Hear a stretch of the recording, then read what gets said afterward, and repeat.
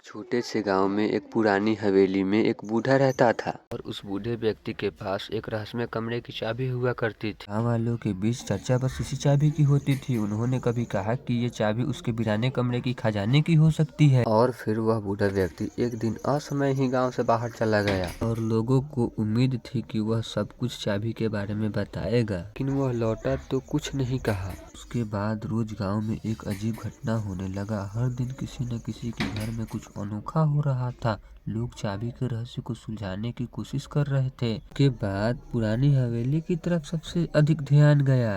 एक रात एक बच्चा हवेली के पास चाबी के रहस्य कमरे तक पहुंचा।